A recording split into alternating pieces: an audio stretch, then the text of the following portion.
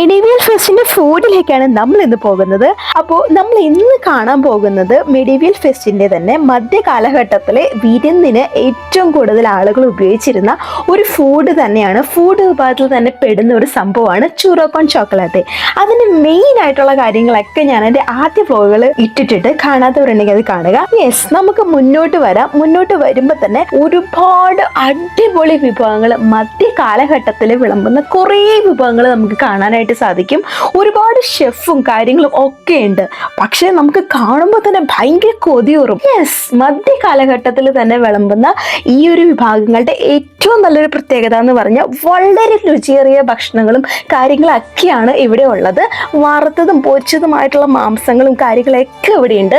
അതൊരു പ്രത്യേകത തന്നെയാണ്. ഇവിടെ വന്നപ്പോഴാണ് എനിക്കൊരു കാര്യം പിടികിട്ടിയത്. കാരണം എന്ത് സംഭവമാണെങ്കിലും അത് മുറിക്കുന്നതിൽ ഒരുപാട് ടെക്നിക്കുകൾ ഉണ്ട്. എത്ര നന്നായിട്ട് മുറിക്കുന്നോ അതിനനുസരിച്ചാണ് അതിന്റെ രുചി വരുന്നത്. ഇത് ഹാഫ് കുക്ക് ആയിട്ടുള്ള ഒരു സെർദോയാണ്. സെർദോ എന്ന് പറഞ്ഞാൽ പന്നി. ഈ പന്നി ഹാഫ് കുക്ക് ചെയ്തിട്ട് അങ്ങോട്ടും ഇങ്ങോട്ടും മറച്ചിട്ടാണ് അവര് നമുക്ക് തരുന്നത്. ഒരുമാതിരി ഒടുക്കത്തെ ടേസ്റ്റ് ആണ്. ഇതിന് പറയുന്നത് സോളോമിയോ എന്നാണ്. പക്ഷെ ഇതിന്റെ ടേസ്റ്റ് അടിപൊളിയാണ്. വൺസ് ഒരു പ്രാവശ്യം ട്രൈ ചെയ്യണം. ബിക്കോസ് അത് ട്രൈ ചെയ്തില്ലെങ്കിൽ നമുക്ക് വല്ലാത്ത നഷ്ടം തന്നെയായിരിക്കും. ഈ കല്യാണ വിരുന്നിലേക്ക് ഞങ്ങൾ ചെന്ന് എത്തിപ്പെട്ട മാതിരിയാണ് എനിക്ക് തോന്നിയത്. കാരണം അതിനും മാത്രം ജനത്തിരക്കും ഉണ്ടായിരുന്നു, അതിന് മാത്രം വിഭവ സമൃദ്ധമായിരുന്നു. പക്ഷെ ഒരു കാര്യം മാത്രം, നമ്മൾ കല്യാണ വിരുന്നിന് പോകുമ്പോൾ കാശ് കൊടുക്കണ്ട. ഇവിടെ നമുക്ക് കാശ് കൊടുക്കണം. പഴയകാല ജീവിതത്തിൽ നിന്ന് ഞാൻ ടൈം ട്രാവൽ ചെയ്ത് ഇവിടേക്ക് വന്നെത്തിയ പോലെയാണ് എനിക്ക് ഫീൽ ചെയ്തത്. കാരണം ഞാൻ പണ്ട് ഇവിടെ ജീവിച്ചിരുന്നോ, അതേപോലെ തന്നെ ഒരുപാട് ആഘോഷങ്ങൾ ഇതുപോലെ എന്റെ ലൈഫിൽ കൂടെ കടന്നു പോയെന്നൊക്കെ എനിക്ക് പെട്ടെന്ന് തോന്നിപ്പോയി.